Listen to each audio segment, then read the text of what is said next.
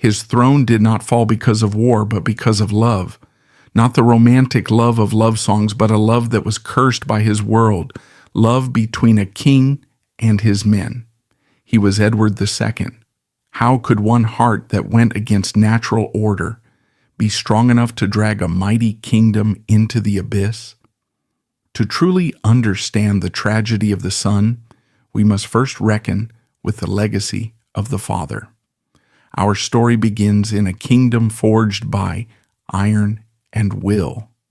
The late 13th century was the age of Edward I, a monarch who cast a shadow so long and so imposing it threatened to engulf his own heir. Known to history as Longshanks for his towering height and more fearsomely as the Hammer of the Scots, Edward I was the very archetype of a medieval warrior king.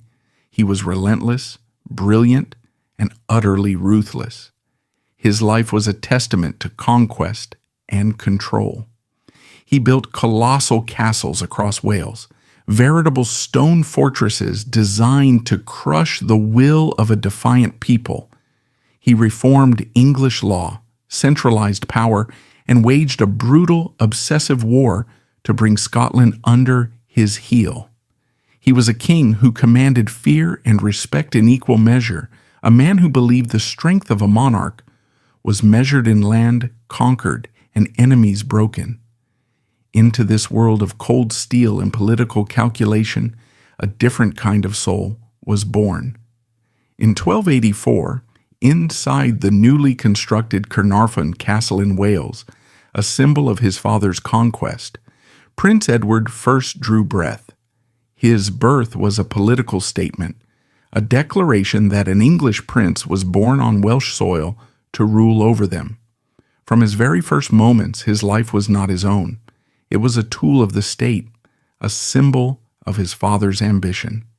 He was the first English heir to be formally invested with the title Prince of Wales, establishing a tradition that continues to this day. But the boy would never fit the mold his father had so carefully cast for him. As the young prince grew, it became painfully clear that he had not inherited his father's martial spirit.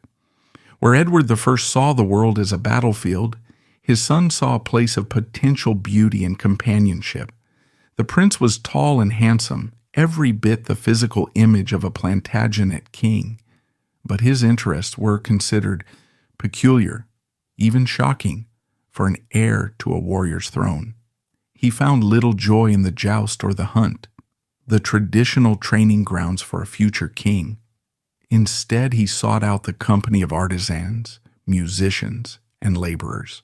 Chronicles of the time, often written with a note of disdain, mention his passion for activities considered beneath his station. He enjoyed rowing and digging trenches, swimming, and even thatching roofs. He loved fine clothes, music, and theatrical performances. He was a patron of the arts in a court that valued the art of war above all else. For his father, this was more than a disappointment. It was a source of profound anxiety. How could this boy, this sensitive, artistically inclined young man, possibly hold together the brutal, violent kingdom he had spent a lifetime building? Edward the Fernan tried to force his son into the warrior's mold, surrounding him with knights and military tutors. But the prince's nature was not so easily changed. He yearned not for power or glory, but for genuine connection, for loyalty born of affection rather than fear. And it was this deep emotional yearning that would set the stage for the greatest love and the greatest disaster of his life. In the year 1300, a young Gascon squire named Piers Gaveston joined the prince's household. It was a decision that would alter the course of English history. Gaveston was not of high English nobility. He was the son of a loyal knight from Gascony, a French territory held by the English crown. But what he lacked in rank he more than made up for in charisma, wit, and daring. He was handsome, athletic, and possessed a sharp, often wicked, sense of humor. He was a brilliant tourney knight, skilled in the mock battles that so entertained the court, and he carried himself with an air of unshakable confidence that captivated the young prince. For Prince Edward, meeting Gaveston was like finding a missing piece of his own soul. Here was someone who did not judge him for his unconventional interests, someone who matched his desire for a life less ordinary. Gaveston was flamboyant, funny, and fiercely loyal to the prince. Their bond formed almost instantly, and it was intense. They were inseparable. The prince, who had felt like an outsider in his own court, finally had a true confidant, a companion who seemed to understand him completely.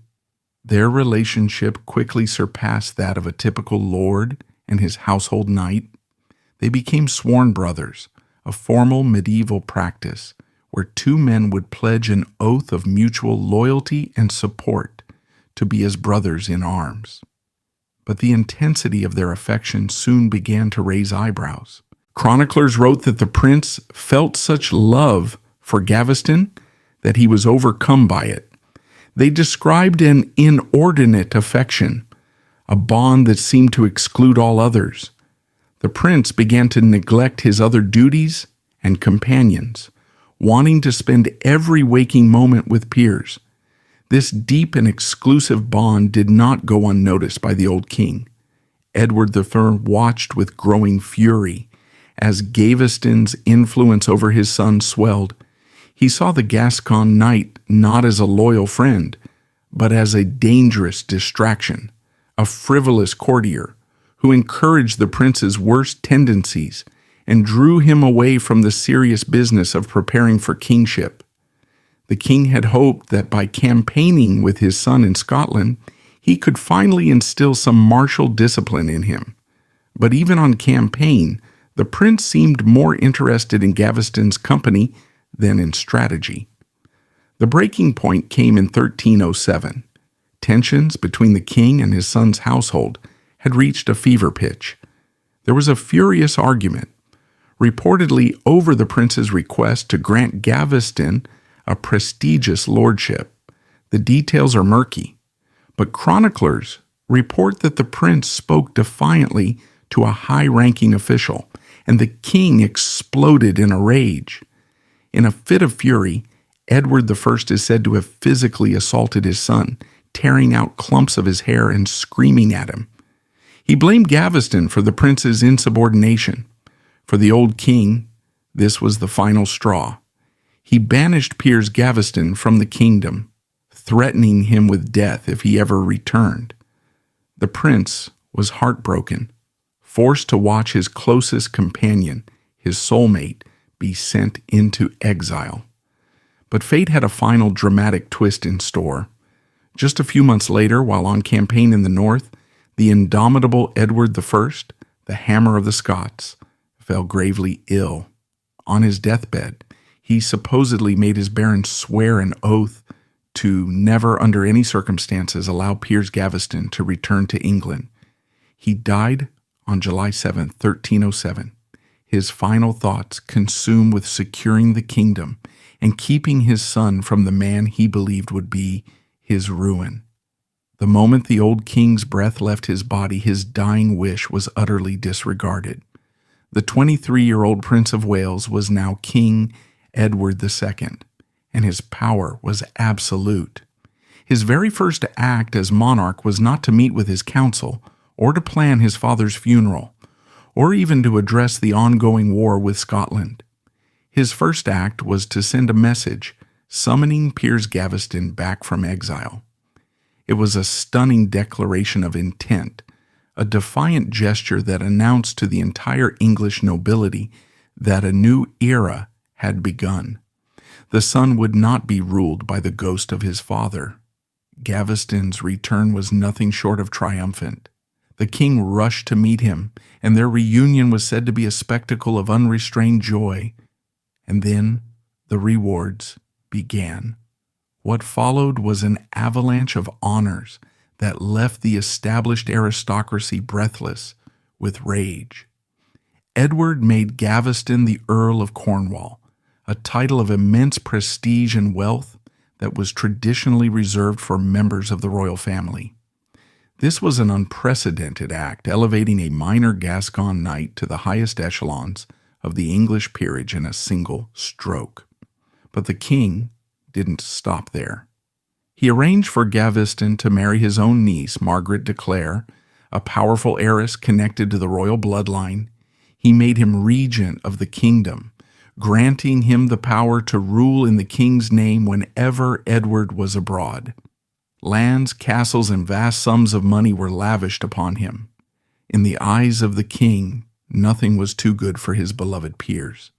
In the eyes of the powerful English barons, men like the king's own cousin, the immensely wealthy and influential Thomas, Earl of Lancaster, and the grimly formidable Guy de Beauchamp, Earl of Warwick, this was an unforgivable outrage.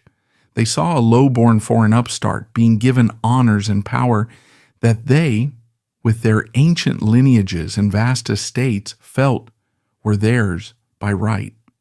Gaveston, for his part, did absolutely nothing to soothe their wounded pride.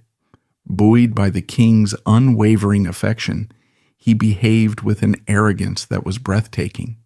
He was witty and charming, but his wit had a cruel edge. He began bestowing insulting nicknames on the most powerful men in the kingdom. The powerful Earl of Lancaster he called the fiddler or the actor. The Earl of Pembroke was Joseph the Jew. And Guy de Beauchamp, the Earl of Warwick, a man known for his dark temperament, he mockingly called the Black Dog of Arden. He openly flaunted his influence, treating the king's counsel with contempt and making it clear that the only voice that mattered to the king was his own. He was sowing the seeds of his own destruction, and he didn't even seem to care. The final public humiliation that solidified the opposition against the king and his favorite came in 1308. Edward was to marry Isabella, the daughter of the powerful King Philip IV of France. It was a crucial political alliance, meant to secure peace and strengthen the English crown. Isabella was, by all accounts, a stunningly beautiful and intelligent young woman, known as Isabella the Fair. She was just 12 years old. The wedding took place in France, and immediately afterward, the royal couple returned to England for their joint coronation. This ceremony should have been the pinnacle of Isabella's life, the moment she was formally crowned Queen of England beside her husband. Instead, it became a spectacle of international embarrassment. King Edward seemed to ignore his new bride entirely, directing all his attention, his smiles, and his conversation towards Piers Gaveston. Worse still was the role Gaveston played in the ceremony itself. He was given the honor of carrying the crown of St. Edward, one of the most sacred relics of the kingdom, a role reserved for the most senior and respected noble. He was dressed in royal purple silk, an audacity that made him stand out more than the king's own brothers. It was said that the tapestries decorating the hall featured not the coats of arms of the king and queen, but those of the king and Gaveston, side by side. The French delegation who had accompanied their princess were horrified. They wrote back to their king, reporting with disgust that the king loved another. For the young Queen Isabella, this was a brutal welcome to her new life. She was publicly and unequivocally sidelined, made to feel like a stranger at her own coronation, a mere political necessity in the face of the king's overwhelming obsession with another man. The barons, already seething with resentment, now had another reason to despise Gaveston. He had not only stolen their rightful place in the king's council, but he had also brought shame upon the crown and humiliated their new queen. The battle lines were being drawn. On one side stood a king, lost in a love that defied every convention of his age. On the other stood the combined might of England's nobility, and a spurned, intelligent queen whose resentment was just beginning to smolder. By 1311, confrontation was no longer a rumor. It was a timetable for a confrontation that would not end with words, but with exile, rebellion, and blood. The story of Edward and Piers had reached its first precarious peak. The fall would be swift, brutal, and inevitable. Now the struggle hardens. The coronation was not a celebration of a new reign. It was a declaration of war. In the days and weeks that followed, the whispers of discontent in the court grew into a roar of open defiance. The great magnates of the realm, the men whose ancestors had fought alongside William the Conqueror and forced King John to sign the Magna Carta, we were not accustomed to being ignored, and they certainly were not prepared to be mocked by a Gascon upstart, no matter how much the king adored him. At the heart of this growing opposition was a coalition of formidable men. The de facto leader was Thomas, Earl of Lancaster. He was the king's first cousin, a prince of the blood himself, and by far the wealthiest and most powerful nobleman in England. He held 5 earldoms and vast estates that made him a king in his own right. Lancaster was proud, ambitious, and deeply offended by Gaveston's rise. He saw it not just as a personal slight, but as a disruption of the natural order, a threat to the very structure of the kingdom. Alongside him stood men like the Earl of Warwick, the Black Dog Gaveston had so foolishly nicknamed. Warwick was a man of grim determination and military prowess, and he had a long memory. He famously swore an oath, "While I live, he shall not be safe." The insult had sealed Gaveston's fate in his mind. This wasn't merely a case of bruised egos or simple jealousy. The barons had legitimate political grievances. They believed Edward was neglecting the essential duties of a king. The war in Scotland, his father's great obsession, was floundering. The royal treasury was being drained to fund Gaveston's lavish lifestyle. Royal administration was in chaos because the king refused to listen to his appointed council, preferring the whispers of his favorite.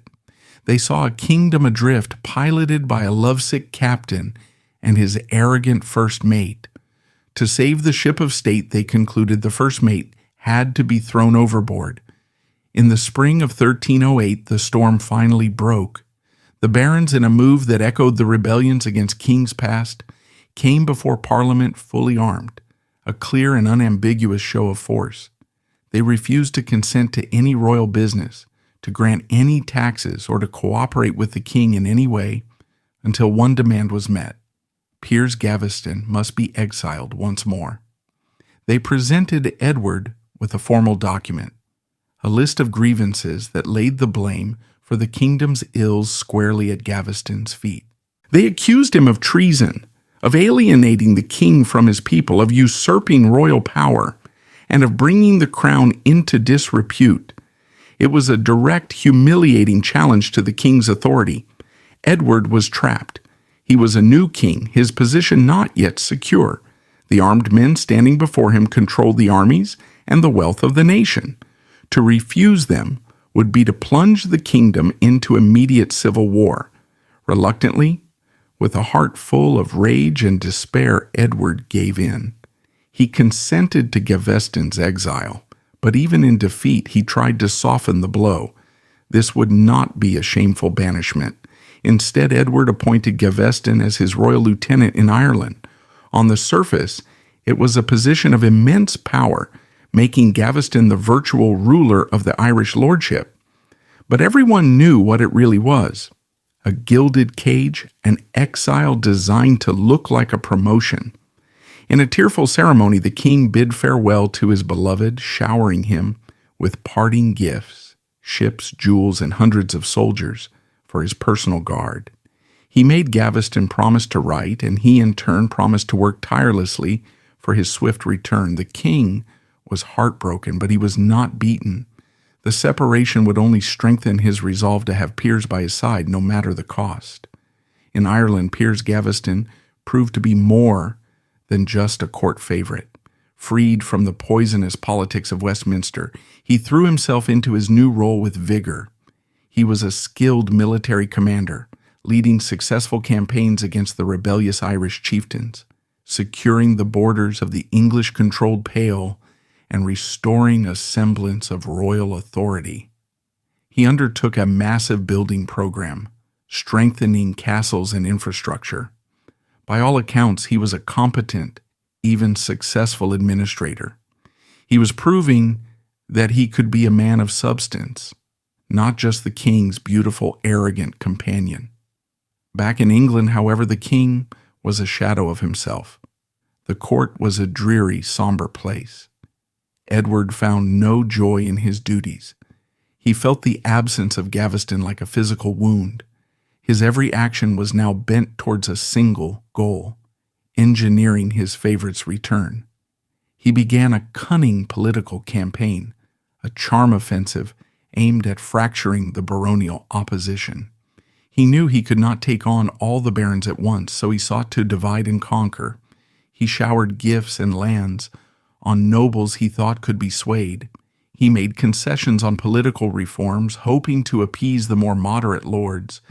He also began a delicate and complex negotiation with the most powerful man in Europe, the Pope. Annulling the oath the barons had forced him to swear, the oath to keep Gaveston in exile, required papal absolution. Edward wrote letters, sent envoys, and spent vast sums of money to win the Pope's favor. Slowly, meticulously, he was laying the groundwork. His grief had not weakened him, it had focused him, giving him a political shrewdness he had never before displayed. He would move heaven and earth to bring Piers home. The king's strategy began to bear fruit. The unity of the baronial opposition started to crack. Some lords were won over by the king's grants of land and favor.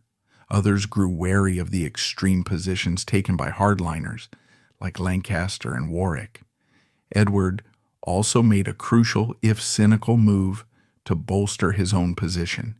He paid close attention to his young queen. Isabella was now pregnant with the heir to the throne, and her family in France was a powerful force that Edward could not afford to have aligned against him. By showing her favor and respect, he not only pacified his powerful French in-laws, but also presented the image of a stable, happily married monarch, undermining the narrative that his relationship with Gaveston was a threat to the succession. By the spring of 1309, Edward felt his position was strong enough. He had secured the Pope's agreement to annul the sentence of exile, and he had built a royalist party to counter the influence of Lancaster. He summoned a new parliament and, from a position of renewed strength, formally announced that Piers Gaveston was to be recalled. He had outmaneuvered his enemies. Gaveston boarded a ship in Ireland and sailed back to England, back to the king who had refused to live without him. Their reunion, which took place in the city of Chester, was ecstatic, but it was a joy built on a foundation of sand. The king may have won the political battle, but he had done nothing to win the hearts and minds of his most powerful subjects. Lancaster, Warwick, and their allies had been temporarily outplayed, but their hatred for Gaveston had not diminished. It had curdled, festering into a desire not just for exile, but for his permanent removal. If the king and his favorite had learned any lessons from their forced separation, they showed no sign of it. Gaveston returned to court not with humility, but with his arrogance magnified. Perhaps he felt invincible, protected by the king's obsessive love and recent political victory. He immediately resumed his old ways, flaunting his power and showering insults on those who had engineered his downfall. The nicknames returned, more biting and public than ever. He controlled access to the king completely, shutting out the great lords and treating them with open contempt. For the hardline barons, this was intolerable. Gaveston's return was a slap in the face, a demonstration of their political impotence. They withdrew from court, refusing to attend parliament or council meetings as long as Gaveston was present. The government of the kingdom began to grind to a halt. Lancaster, Warwick, and their allies began to meet in secret, gathering their private armies and plotting their next move. They were no longer interested in simply exiling Gaveston. They now believed that to save the kingdom from what they saw as tyranny and corruption, they had to impose their will on the king himself. This led to the creation of a new radical committee of nobles who called themselves the Lords Ordainers. In 1311, this group, backed by the threat of civil war, forced the king to agree to a sweeping set of reforms known as the Ordinances. These were not mere suggestions. They were a new constitution designed to place severe limits on royal power. The king could no longer go to war, grant lands, or even leave the country without the consent of the barons in Parliament. And at the very heart of the ordinances was a clause that was personal, punitive, and absolute. Piers Gaveston was to be exiled from all the king's lands forever, not as a royal lieutenant to Ireland this time, but as a declared traitor and enemy of the state. If he ever returned, he was to be killed. This was a devastating, humiliating blow. The ordinances stripped Edward of the fundamental powers of a king and tore his beloved from his side under threat of death. He was forced to watch Piers sail away once more, this time with a sentence of death hanging over his head. The king was consumed by a cold fury. He had been bullied, blackmailed, and broken by his own subjects. He signed the ordinances under duress, but in his heart he had no intention of abiding by them. For a few months an uneasy peace settled over the kingdom, but it was the calm before a hurricane. Edward could not bear the separation. He began to believe, perhaps correctly, that the Lords Ordainers would never be satisfied, that their ultimate goal was to control him completely. He saw their actions not as a legitimate attempt at reform, but as a treasonous rebellion.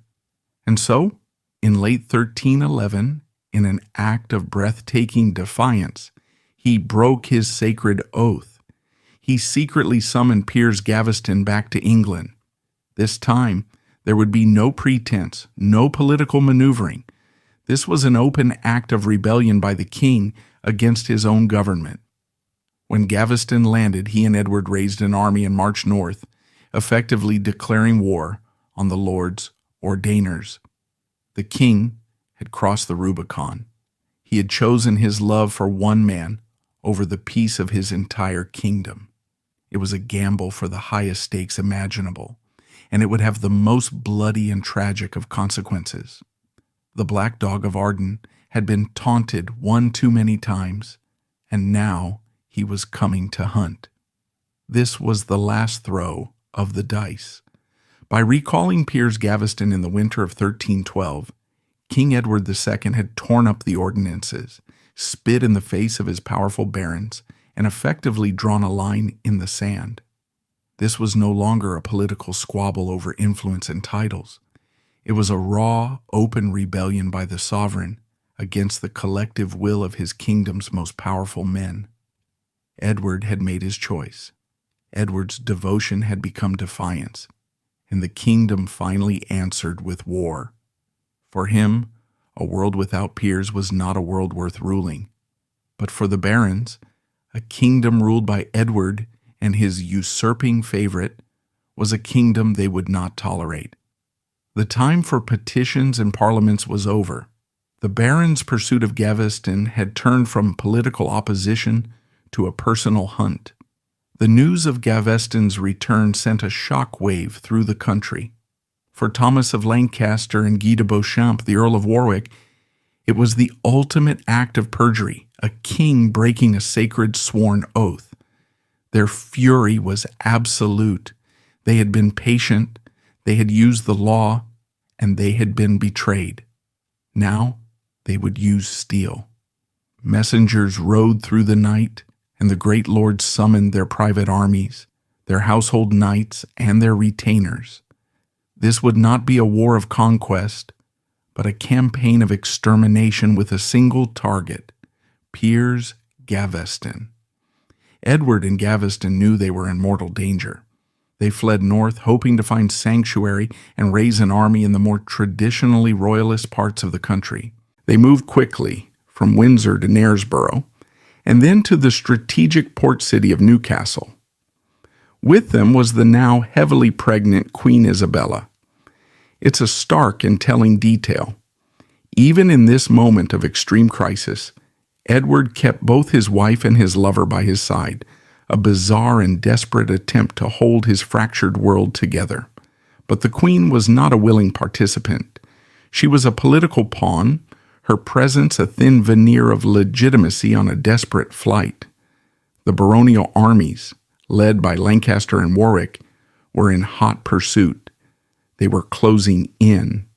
In a moment of sheer panic at Newcastle, the king and Gaveston were forced into a hurried flight by sea, abandoning the queen, the treasury, and most of their possessions to the advancing enemy.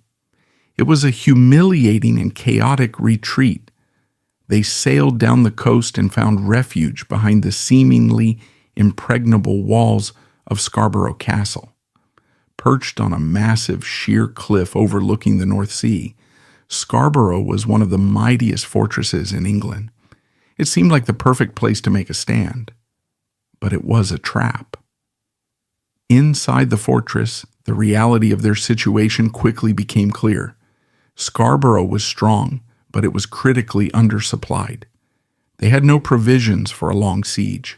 The baronial forces, a formidable army commanded by the Earls of Pembroke and Surrey, arrived and surrounded the castle, cutting off all hope of escape by land.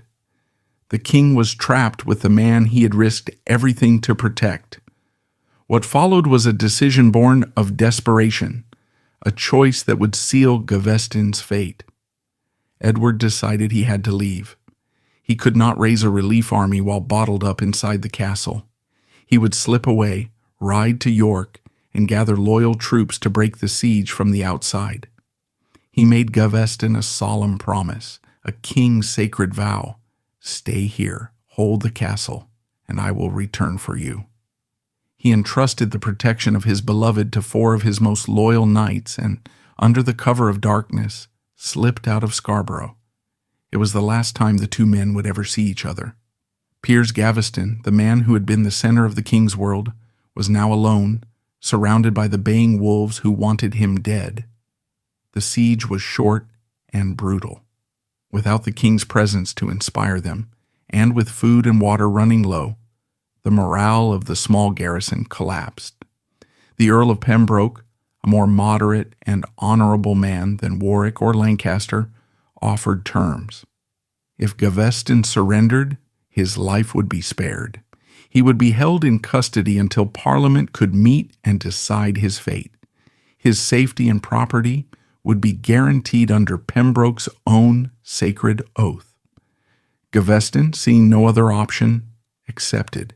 He put his life in the hands of his enemies, trusting in the chivalric code that was supposed to bind all noblemen. It was a fatal miscalculation. True to his word, Pembroke treated his high-value prisoner with courtesy. Gaveston was escorted south not as a condemned traitor, but as a nobleman who had surrendered under terms. They traveled towards Wallingford Castle, where he was to be held. Along the way, they stopped for the night at a small rectory in Deddington, a village near Oxford. Pembroke, perhaps feeling that the danger had passed, left Gaveston under guard to visit his wife who was staying nearby. He promised to return the next morning. It was a small personal detour that would have catastrophic consequences, because word of Gaveston's capture had traveled fast, and it had reached the one man who had sworn to hunt him down, Guy de Beauchamp, the Earl of Warwick. From protest to pursuit, the barons moved to eliminate Gaveston. In the pre-dawn hours of June 10, 1312, while Pembroke was away, Warwick arrived at the rectory with a large force of his own men. They surrounded the building, their torches casting a hellish glow in the darkness. Gaveston was woken from his sleep by the terrifying sounds of armed men storming his lodging.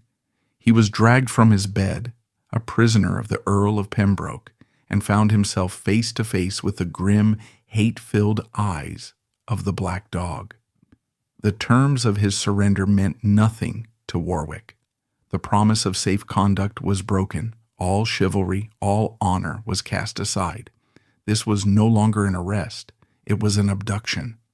Gaveston was bound and thrown onto a mule, then led in a humiliating procession to the stronghold of his greatest enemy, Warwick Castle. There, in the great hall, he was subjected to a grotesque mockery of a trial. Before him stood Lancaster, Warwick, and the other hardline barons who had pursued him so relentlessly. This was not about justice. It was about vengeance.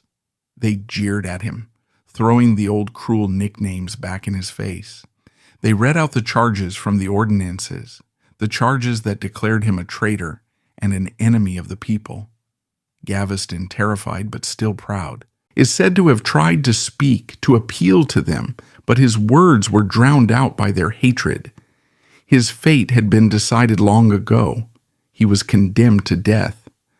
Thomas of Lancaster, the king's own cousin, is said to have delivered the final chilling verdict. "You have heard the sentence of the court. Take him away."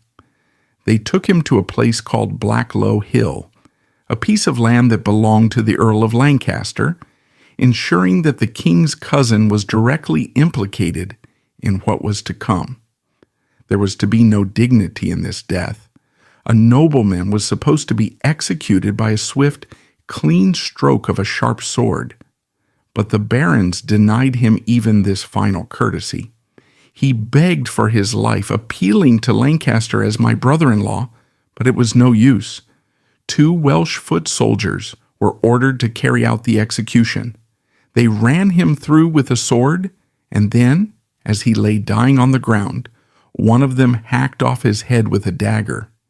It was a brutal, savage, and deeply personal murder, an act of political assassination designed to inflict maximum humiliation.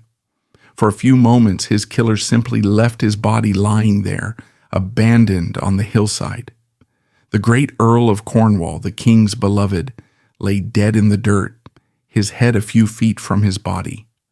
Miles away in York, King Edward was still desperately trying to gather the army he had promised would save his friend. He still believed he could turn the tide, that he could rescue Piers from the clutches of the barons. Then the messenger arrived.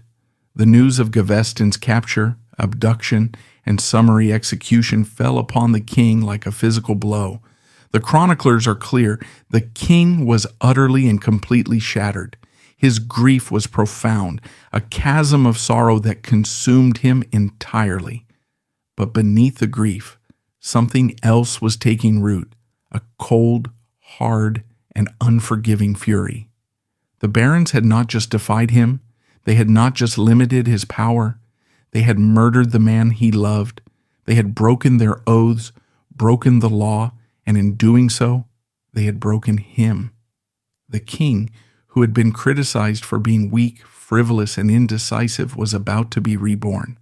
The love story of Edward and Piers was over, brutally concluded on a God-forsaken hill in Warwickshire. But a new, darker story was just beginning, a story of revenge. Edward II would never forgive, and he would never forget. The blood of Piers Gaveston had not brought peace to the kingdom. It had guaranteed a future civil war, one that would be fought with a bitterness and cruelty that would poison England for years to come. The Black Dog had had his kill, but in doing so, he had unleashed a dragon. What happens when a king's heart is broken? Not metaphorically, but truly, brutally shattered by the violent death of the one person he held above all others. The story of Edward II did not end on Blacklow Hill with the murder of Piers Gaveston. In many ways, that was just the end of the first act.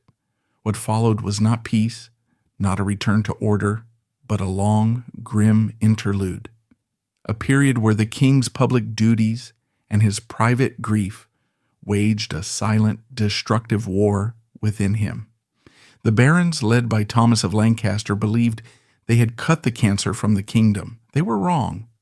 They had only killed a man. The love Edward felt for him, now twisted into a thirst for vengeance, was immortal. The news of Gaveston's death paralyzed the king. For days he was inconsolable, locked away in his chambers, refusing to see his ministers, refusing to govern. The machinery of the state ground to a halt, waiting for a king who had lost his will to rule. His first coherent actions were not those of a monarch seeking to stabilize his realm, but of a bereaved lover seeking to honor the dead. He became obsessed with one thing: recovering Gaveston's body. The corpse had been taken in by Dominican friars at Oxford, who had cared for the remains out of a sense of Christian duty. But the barons, particularly Lancaster and Warwick, refused to release the body to the king. It was their final petty act of cruelty, a way to deny Edward the closure of a proper burial. For over 2 years the king pleaded and demanded, his grief festering as Gaveston's embalmed body lay in a state of limbo.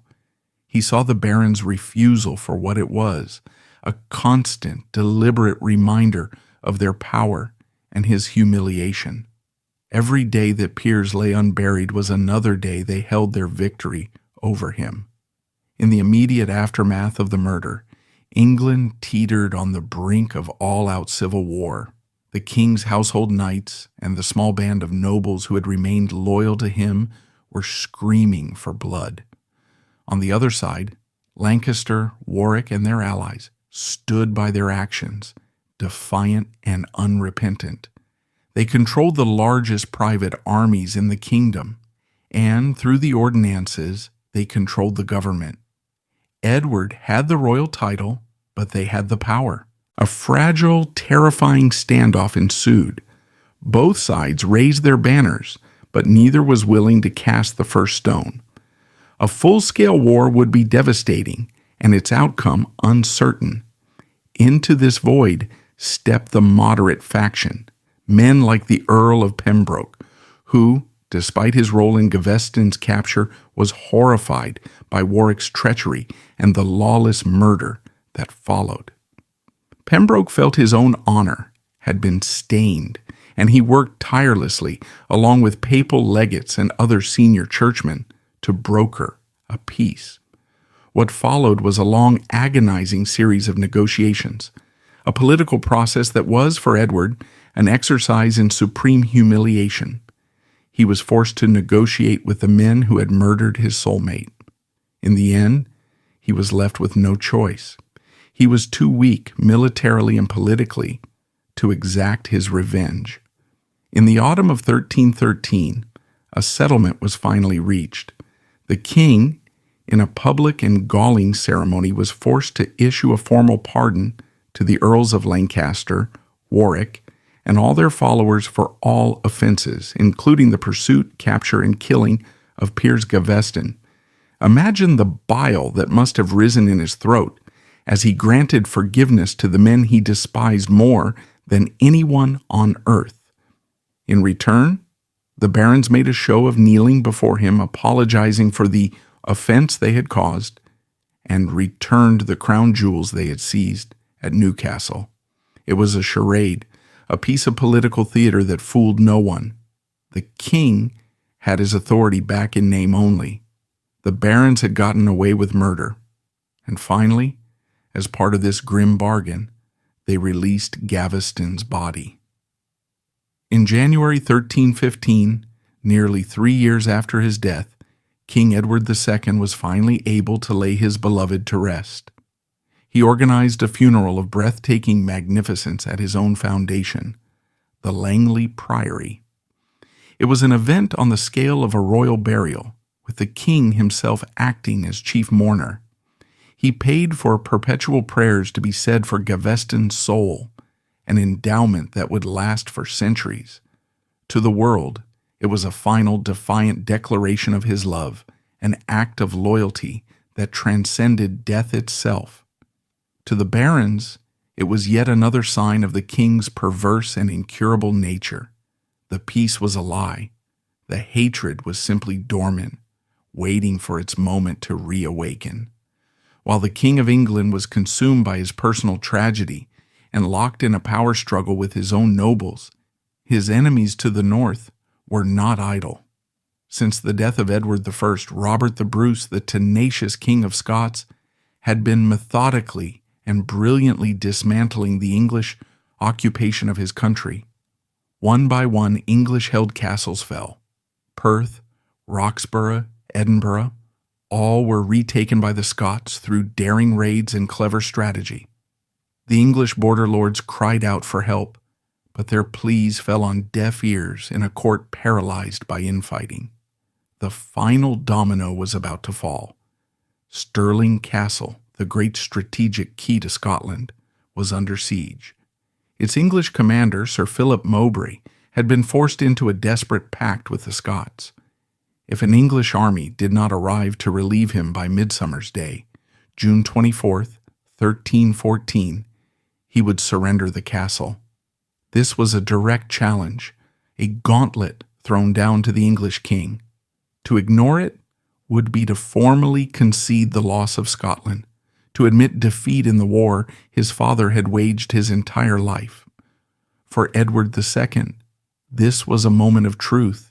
Here was his chance to finally step out of his father's shadow, to unite his fractured kingdom against a common enemy, and to prove himself a true warrior king. For a brief moment, the personal feud was set aside. Lancaster and the other rebel barons, now pardoned, agreed to serve. A great army was summoned, the largest English force to invade Scotland in a generation. Perhaps as many as 20,000 men, including thousands of heavily armored knights, the pride of English chivalry, marched north. Edward rode at their head, full of a desperate hope that a glorious victory on the battlefield could wash away the stain of Gaveston's death and restore his shattered authority. He marched to Bannockburn and to ruin. The Battle of Bannockburn is one of the most iconic and decisive clashes in British history. It was a military catastrophe for the English, a perfect storm of arrogant leadership, poor terrain, and the brilliant tactical genius of Robert the Bruce. The Scottish army was much smaller, perhaps only a third of the size of the English force, but they had chosen their ground with care. Bruce had his men dig hundreds of small camouflaged pits or pots on the approach to his position, creating a deadly trap for the charging English heavy cavalry. The battle, fought over 2 days, was a disaster from the start. On the first day, a preliminary English cavalry charge was repulsed, and a famous duel saw Robert the Bruce, on a small pony, cleave the head of an English knight, Sir Henry de Bohun, with a single blow from his battle-axe. It was a legendary moment that sent a surge of morale through the Scottish ranks. The main battle on the second day was sheer butchery. The massive, overconfident English army advanced onto a narrow, marshy plain, hemmed in by the river and the Bannockburn stream. They had no room to maneuver. The English archers, the weapon that would win so many future battles for them, were deployed ineffectively and were scattered by a Scottish cavalry charge. The pride of England, the thousands of heavily armored knights, charged forward, only to be funneled into Bruce's carefully prepared killing ground. They stumbled into the hidden pits, and those who made it through crashed against the immovable Scottish schiltrons, massive, disciplined formations of spearmen that presented a wall of sharpened steel. The English charge broke upon them like a wave upon a rock. Panic set in. Knights were unhorsed and butchered in the mud. The English lines wavered, broke, and then fled in a full-blown, humiliating rout. King Edward himself fought bravely, having his horse killed under him, but was eventually dragged from the heart of the battle by his bodyguards, his own life in grave danger. He fled the field, a king on the run, pursued for miles by Scottish forces. He finally found refuge at Dunbar Castle and took a ship back to England. Behind him, he left a shattered army and a lost kingdom. The flower of English nobility lay dead or captured on the field. The dream of a conquered Scotland, his father's great legacy, was dead forever. Edward returned to England not as a conquering hero, but as a disgraced failure. The humiliation of Bannockburn was total. It was a national catastrophe and a devastating personal blow. It confirmed everything his enemies had always said about him, that he was weak, incompetent, and unfit to wear his father's crown. His authority, which had been so fragile, was now completely destroyed. In the power vacuum that followed, Thomas of Lancaster, the king's great nemesis, stepped forward. He had been at Bannockburn, but had allegedly played a passive role, keeping his own large contingent of troops out of the main fight. Now he seized his moment. With the king utterly discredited, Lancaster effectively became the chief man of the realm. He took control of the royal council, purged the king's household of anyone loyal to Edward, and began to rule the country himself using the authority of the ordinances that he had championed. For the next few years, England was effectively ruled by a king in name only. Edward was sidelined, a powerless figurehead, forced to watch as the man who had ordered his lover's murder ran his kingdom. But Lancaster proved to be no great statesman. He was just as ineffective a ruler as Edward, unable to unite the nobility or deal with the disastrous consequences of a widespread famine that now gripped the land. His popularity waned, and the other barons grew tired of his arrogance. And all the while the king watched and waited. He was at the lowest point of his life. He had lost the love of his life. He had lost Scotland, and now he had lost control of his own kingdom. The throne room was a cold, lonely place, the void left by Gaveston an aching emptiness that no political maneuvering could fill. He was a king in search of a friend, a confidant, a champion. He was a man with a wounded heart and a burning, unquenched desire for revenge. By 1321, confrontation was no longer a rumor. It was a timetable for a new player to enter this deadly game, someone who could fill that void and help the king reclaim his power. The era of Gaveston was over. The era of the Despensers was about to begin. A king without power is a prisoner in his own palace. For years after the humiliation of Bannockburn, this was Edward II's reality. He was forced to endure the suffocating presence of Thomas of Lancaster, the man who had ordered the murder of Piers Gaveston, now swaggering through the court as the most powerful man in England. Every day was a fresh humiliation, a reminder of his weakness, his failure, and his loss.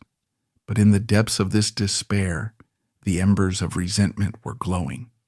Edward was no longer the naive, love-struck boy he had been. Grief and defeat had hardened him, forging a core of cold, patient fury. He had learned a bitter lesson. Love was not enough to hold a throne. For that, you needed power. And he was now willing to do whatever it took to get it back. He could not do it alone. He needed a new champion, a new confidant. But this time, he was not looking for a soulmate. He was looking for an ally, an instrument of his will, someone as ruthless and ambitious as his enemies. He found that instrument in a man who had been moving quietly in the background of court politics, Hugh Despenser the Younger. Hugh was the son of a respected royal administrator. Hugh Despenser the Elder, a man who had served Edward's father with loyalty. The younger Despenser was clever, cultured, and possessed an almost reptilian political acumen. He was also married to the king's own niece, Eleanor de Clare, the sister of Gaveston's widow. This connection brought him into the royal circle, but it was his own cunning that propelled him forward. Unlike the flamboyant and arrogant Gaveston, Despenser was subtle. He did not seek to charm the court, he sought to control it. He started as a minor court official, but he made himself indispensable. He was an efficient administrator, a shrewd advisor, and he understood something crucial about the king. Edward was a man starving for loyalty in a court full of traitors. Slowly, methodically, Hugh Despenser the Younger worked his way into the king's inner sanctum. He became the king's chamberlain, a position that gave him unparalleled access to the monarch, controlling who saw him, what he read, and what he heard.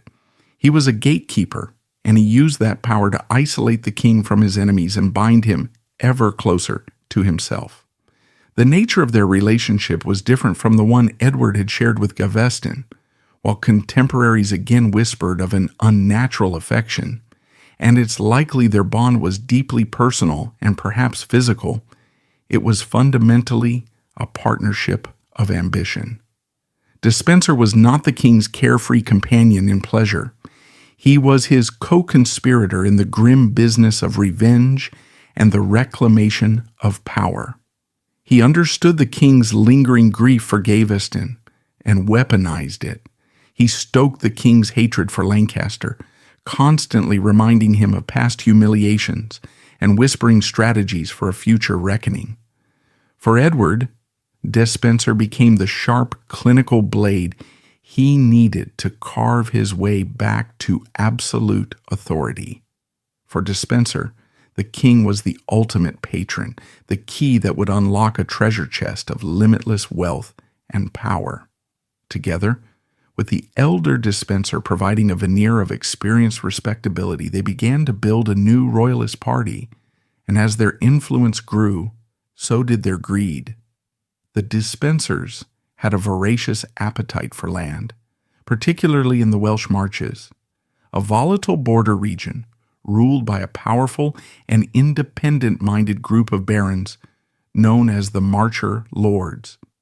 Through legal chicanery, royal threats, and outright intimidation, the Despensers began to build a vast personal empire, swallowing up the lands of their neighbors.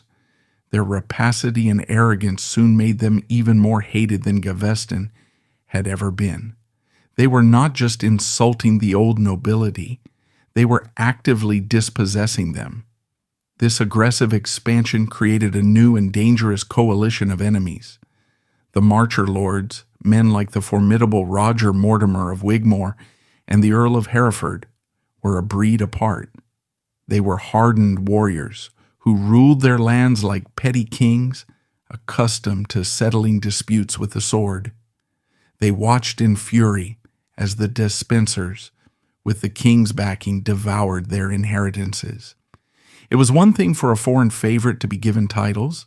It was another for a new dynasty of predators to be stealing their ancestral lands. Their outrage found a powerful and willing ally in the king's old enemy, Thomas of Lancaster. Lancaster saw the Despensers as a new iteration of the Gaveston problem, a threat to his own preeminent position. In 1321, these two groups, the aggrieved Marcher Lords and Lancaster's northern faction, put aside their differences and united against a common foe. A new rebellion was born. This was not a war of petitions. It was a war of fire and sword. In what became known as the Despenser War, the Marcher Lords, led by Mortimer, launched a devastatingly brutal campaign. They invaded the Despensers' lands, burning castles, slaughtering their livestock, and destroying everything they could find. They then marched on London, their armies converging on the capital. Once again, a king of England found himself cornered, his capital threatened by his own rebellious subjects. The barons came before Parliament and, just as they had a decade earlier, delivered an ultimatum. The Despensers, both father and son, must be exiled, or the country would descend into full-blown civil war. The king was powerless to resist. His military forces were not yet strong enough to challenge the combined might of the rebels. In August 1321, with immense bitterness, he consented to the exile of his new favorites. Hugh the Elder fled to the continent, while Hugh the Younger took to the seas, engaging in a brief but profitable career as a pirate in the English Channel. The barons had won again. They had humiliated the king and driven his champions from the realm. They celebrated their victory, believing they had taught Edward his lesson once and for all. They had gravely, fatally underestimated their king, because this was not the same Edward who had crumbled after Gaveston's exile. This time, there was no emotional collapse, only a chillingly methodical plan for retribution. The exile of the dispensers was not an end. It was merely a temporary setback. In secret, Edward began to plot his counterattack. A stroke of luck gave him the perfect excuse. The wife of one of his loyal supporters was refused entry to Leeds Castle, which was held by a follower of the rebels. When her party was attacked and several of her men were killed, it was a direct affront to royal authority. Edward seized on the incident. Declaring it an act of treason, he raised an army under the loyal banner of defending the Queen's honor. Isabella technically held the castle and marched on Leeds. The king's campaign was a masterpiece of speed and strategy, likely orchestrated by the brilliant military mind of his exiled advisor, Hugh Despenser. He took Leeds Castle swiftly. Then, with a legitimacy he had previously lacked, he declared the Marcher Lords to be traitors and moved against them before they could unite their forces. One by one, their castles fell. Roger Mortimer and his uncle were forced into an unconditional surrender and imprisoned in the Tower of London. The Marcher rebellion had been crushed. With the west secured, Edward turned his sights north, towards his ultimate target, Thomas of Lancaster. He formally recalled the Despensers from their brief exile, and together they marched to settle the score, once and for all. Lancaster, panicked and isolated, found that many of the nobles who had supported him against the Despensers were now unwilling to commit treason against a king who was on the march with a victorious army. His support melted away. He attempted to flee, perhaps to his great fortress of Dunstanburgh, or even to seek an alliance with the Scots. But the king's forces cornered him at Boroughbridge in Yorkshire in March 1322. The battle was a rout. Lancaster's forces were trapped, unable to cross the river, and were decimated by the king's archers and infantry. The great earl himself was captured, dragged from a small chapel where he had sought sanctuary. The most powerful nobleman in England, the king's own cousin, the man who had ruled the kingdom and ordered the death of Piers Gaveston, was now Edward's prisoner. The end came at Pontefract Castle, Lancaster's own stronghold. There, Edward presided over a trial that was a sickening echo of the one held for Gaveston a decade earlier. Lancaster was not allowed to speak in his own defense. A list of his treasonous acts was read out, and the verdict was a foregone conclusion. He was sentenced to be hanged, drawn, and quartered, the full gruesome penalty for a traitor. The king, in a merciful gesture he claimed was due to their shared royal blood, commuted the sentence to simple beheading.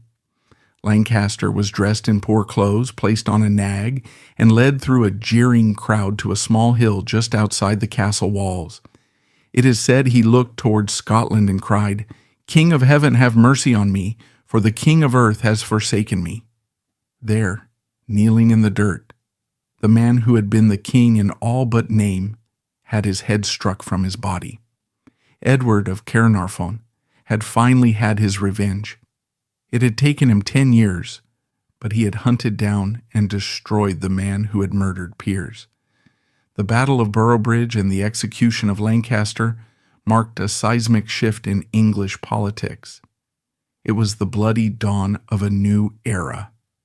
Edward II, the weakling, The failure of Bannockburn was now an absolute ruler. His enemies were dead, imprisoned, or in exile. The ordinances were repealed, and at his side, more powerful and more avaricious than ever, were the dispensers. They had won. They had total, unchecked power. But a regime born in blood and built on vengeance is a brittle thing.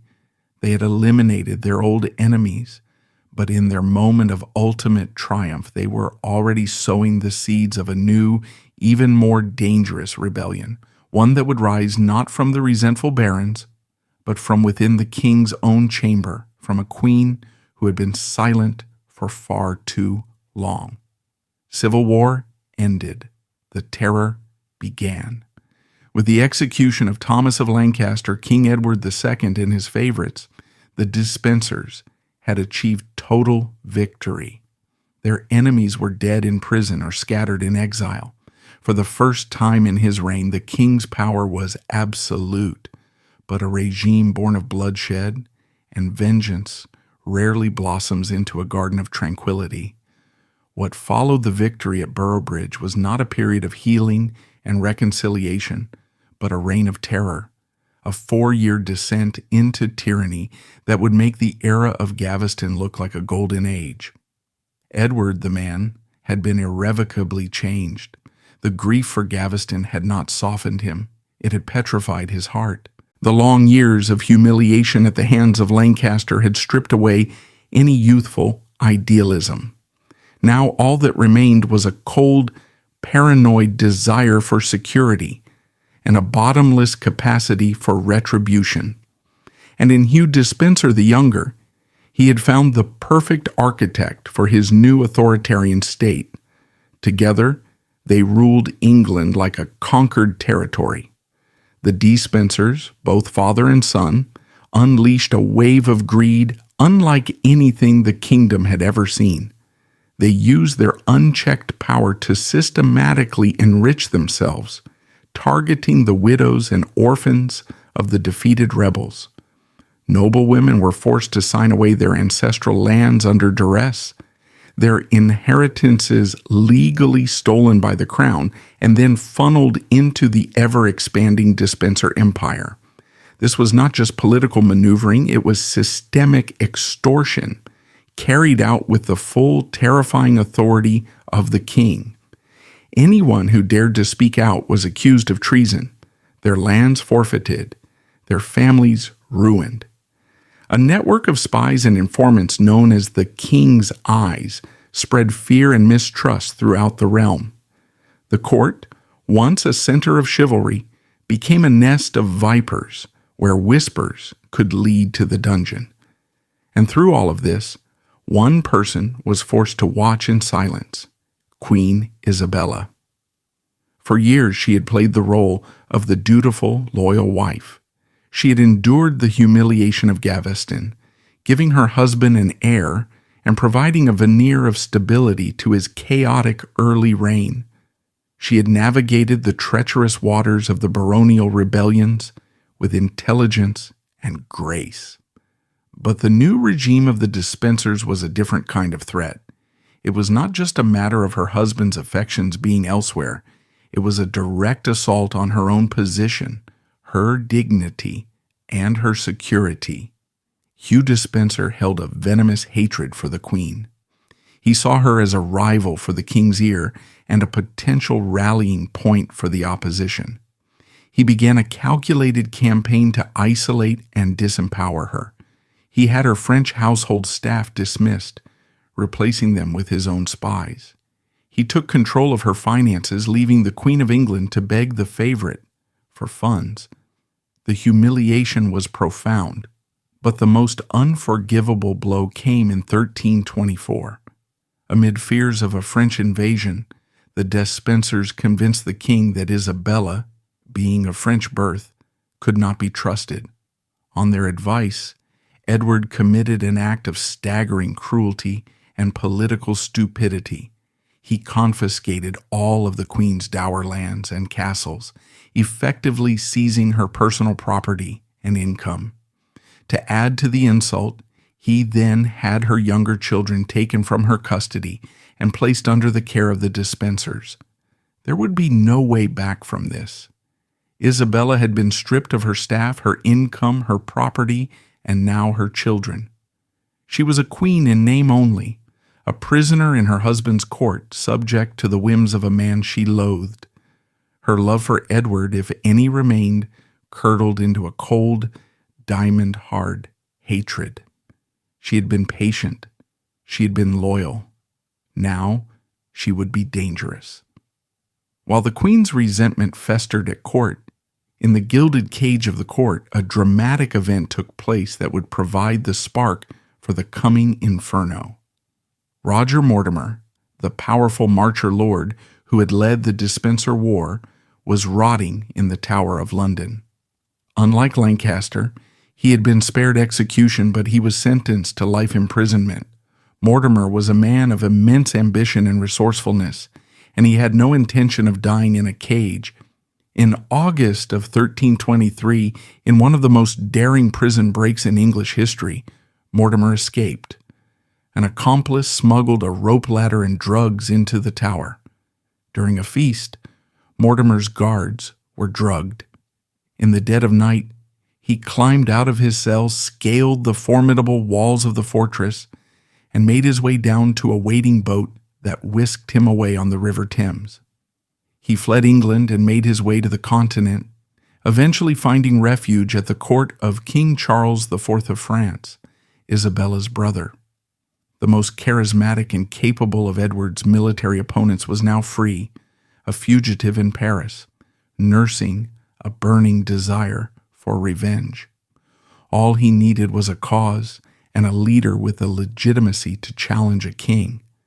The opportunity for that leader to emerge came from an unexpected quarter. A long-simmering dispute between England and France over the territory of Gascony flared into open conflict. The French king Charles IV overran the province, and Edward II, militarily inept and deeply unpopular, was in no position to launch a full-scale war to reclaim it. Diplomacy was the only option. And who better to send as an envoy to the French court than the French king's own sister, the Queen of England? In a moment of supreme, almost unbelievable arrogance and miscalculation, Edward and the Despensers agreed. They saw it as the perfect solution. Isabella could use her family connections to broker a peace, and her absence from court would remove a troublesome presence. They completely failed to see the danger. They saw a woman they had humiliated and disempowered. They did not see the she-wolf of France, a cunning political operator with a heart full of vengeance, about to be unleashed. In March 1325, Queen Isabella arrived in Paris. She played her part to perfection, negotiating a peace treaty with her brother. The terms were simple. England would keep part of Gascony, but in return, the heir to the English throne, the young Prince Edward, must travel to France to pay homage to King Charles for the territory. Back in England, the Despensers and the king celebrated. They believed they had solved the crisis. They readily agreed, and in September 1325, sent the 12-year-old prince across the channel into his mother's care. It was the single greatest mistake of their lives. The moment Prince Edward set foot on French soil, the trap was sprung. With the heir to the throne at her side, Isabella's mission of peace was over. Her mission of rebellion had just begun. She publicly announced that she would not return to England until the wicked counselors, the Despensers, were removed from power. She was no longer just a wronged wife. She was the leader of a righteous cause, acting to save the kingdom and protect her son from the corrupting influence of the king's favorites. And there, in Paris, she was reunited with the fugitive Roger Mortimer. The two found in each other a perfect partner. Isabella had the royal legitimacy, the name, and the cause. Mortimer had the military genius, the political cunning, and the raw, ruthless ambition. They became inseparable. their political alliance quickly deepening into a passionate love affair that scandalized Europe. They gathered around them a small but dedicated court of exiled English nobles, all of whom had lost lands and titles to the Despensers. In the French capital, a government in exile was forming, an army was being recruited, and a plan for the invasion of England was taking shape. From across the Channel, King Edward sent furious letters demanding his wife and son return. He called her a traitor, accused her of adultery, but his threats were empty. Isabella, with her son as her shield, was untouchable. In a famous defiant letter, she declared that marriage is a joining of man and woman to live together inseparably. But some person has come between my husband and myself and is striving to break this bond. The message was clear. She was not leaving her husband. She was fighting the cancer that had consumed him. The stage was now set for the final bloody act of this royal tragedy.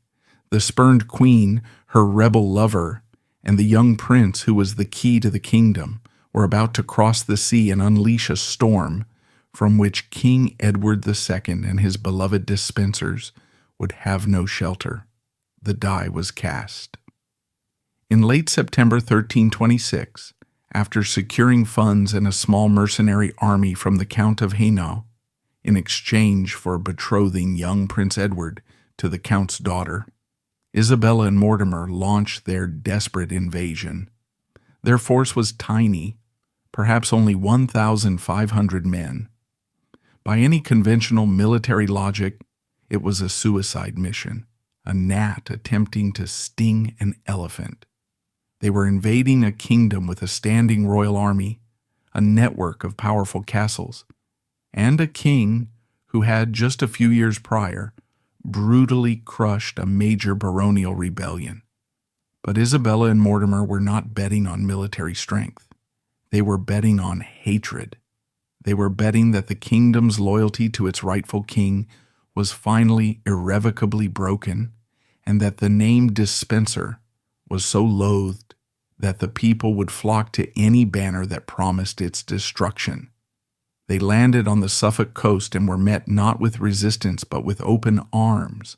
The local levies, sent to repel them, threw down their weapons and joined them. As they marched inland, their small army swelled into a massive triumphant host. Powerful nobles who had cowered under the Despenser regime, including the king's own brother, the Earl of Kent, now flocked to Isabella's standard. The invasion of England was not a war, it was a parade. The country rose up in a near unanimous revolution, not for a foreign invader, but for their queen and the promise of liberation from a tyrannical regime. In London, the news of the invasion's success sparked a full-blown popular uprising. The city, which had suffered greatly under the Despensers' financial extortion, exploded in a frenzy of violence. The mob hunted down and brutally murdered any official associated with the king's regime. King Edward and Hugh Despenser, who had taken refuge in the Tower of London, found themselves besieged not by an army, but by their own enraged subjects. The authority they had built through fear and intimidation evaporated in a matter of days. There was no one left to fight for them. Their reign was over. All that was left was the fight for their lives. On October 2nd, the king and his last remaining allies, Hugh Despenser, the younger, and his father, fled the capital. They traveled west, desperately hoping to find sanctuary and raise an army in the Despensers' power base in Wales. But there was no sanctuary to be found. The kingdom had turned against them utterly. They were fugitives in their own land, hunted from town to town. Hugh Despenser the elder, now an old man, was left to defend Bristol Castle, but the city's inhabitants mutinied and handed him over to Isabella's forces. His end was swift and brutal.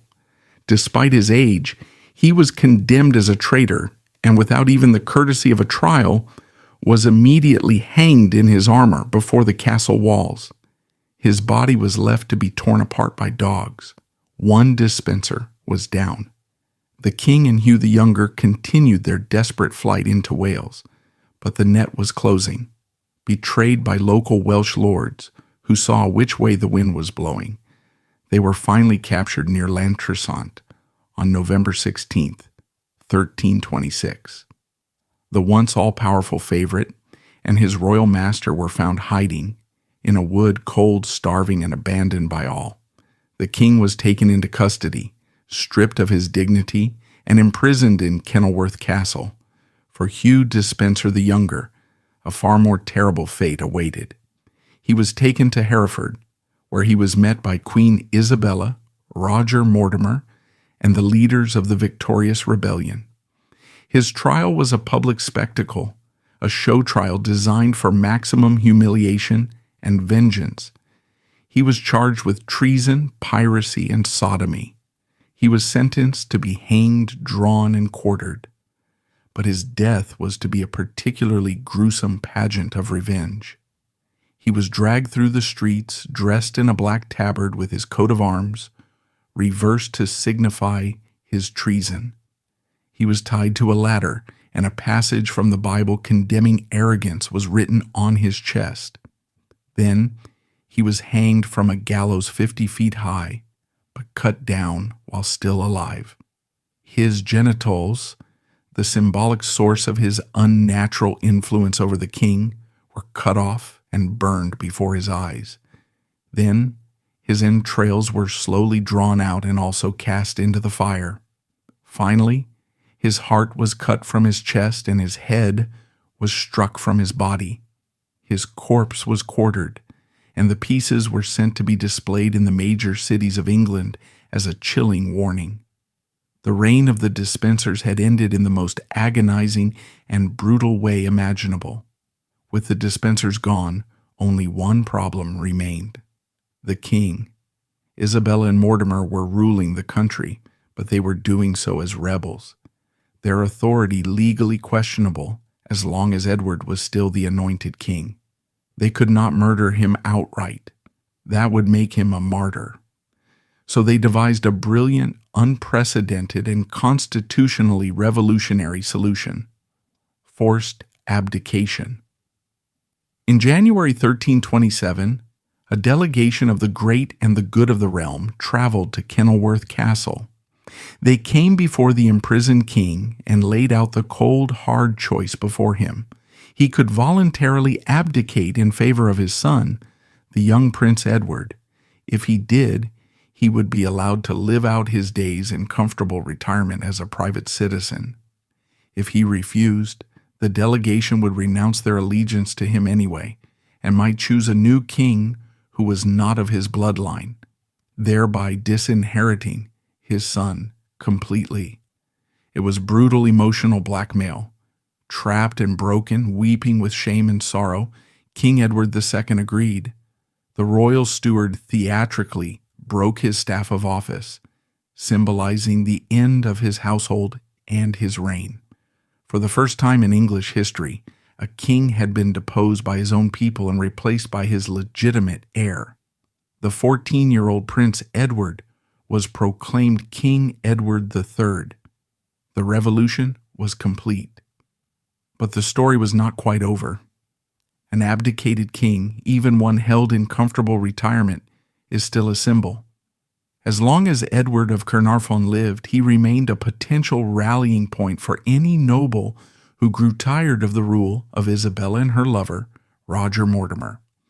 He was moved from Kenilworth to the more isolated and grim fortress of Berkeley Castle, under the custody of Mortimer's own men. And there, in the dark and damp of a medieval dungeon, his story comes to its horrific and legendary conclusion. Officially on September 21st, 1327, Edward died of natural causes, a sudden, convenient illness. But almost no one believed it. Rumors, too horrific to be spoken above a whisper, began to spread. The most enduring of these legends, a tale of symbolic, hellish cruelty, claims he was murdered in the most unspeakable way. To avoid leaving any marks of violence on his body, his killers allegedly pinned him down, held a hollowed-out horn to his rectum, and thrust a red-hot iron poker through it, burning out his internal organs from the inside. It was a death designed to punish him for his unnatural affections, a final brutal judgment on the king who loved the wrong men.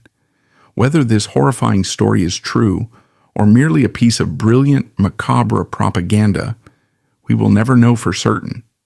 What we do know is that a king who had been deposed was now dead, and his death conveniently secured the power of the she-wolf and her lover.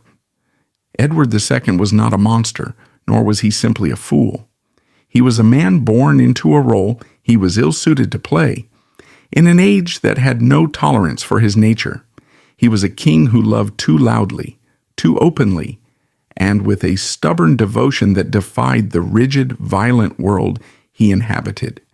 He could not protect the men he cherished, nor could he summon the ruthlessness needed to hold his own crown.